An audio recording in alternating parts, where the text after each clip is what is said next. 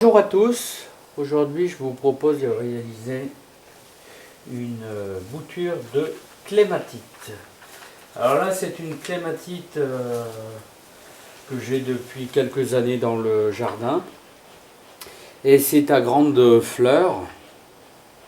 Donc je pense que moi je fais ça avec des clématites montana, un petit peu avec toutes sortes de clématites. Ça met un certain temps, il faut quand même 6 mois avant d'avoir les premiers résultats. Donc je vais vous faire voir comment je fais. C'est vraiment très simple. Donc je coupe à l'endroit des intersections. Alors, je laisse ce petit bout parce que c'est là qu'il y aura les départs de racines. Toujours la même chose. On coupe les premières feuilles. Voilà, on en laisse un petit peu. Là ça a fleuri. C'est pas grave. Comme ici, comme ça. Si bien ça va redémarrer là sur les côtés, ça va redémarrer juste au niveau des intersections. Voilà, la première est prête. Alors on peut, c'est ça l'avantage, c'est qu'on peut grouper. C'est-à-dire on peut en mettre pas mal, toujours dans le même pot.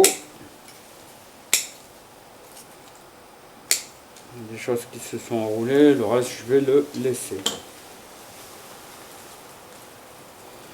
Je vais mettre tout ça ensemble.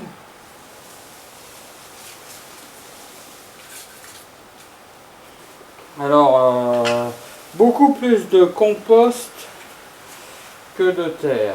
Ah oui, c'est une terre déjà bien noire, très riche. Je vais mettre ça surtout vachement en profondeur parce que la clématite, elle adore l'humidité. Je vais le mettre plutôt même en biais.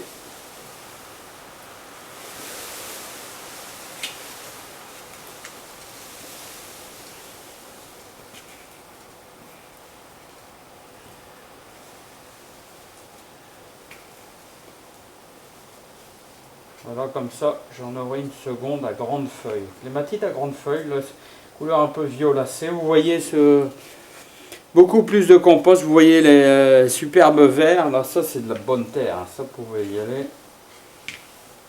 C'est de la bonne terre. Donc, toujours faites un compost. C'est vachement important. On en aura fait. Là. Un petit tassement.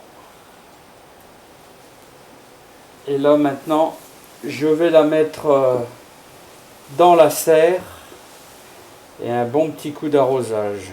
On se retrouve dans la serre. Alors voilà, j'ai fait le petit trou qui va bien là dans la serre et je mets ça dans un coin et je vais y mettre le pot dedans.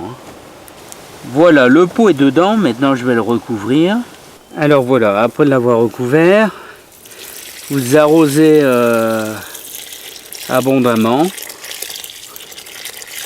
Voilà, n'hésitez pas, surtout pour la première fois. Et tous les semaines, vous arrosez pour dire il faut toujours que ce soit humide. C'est très important.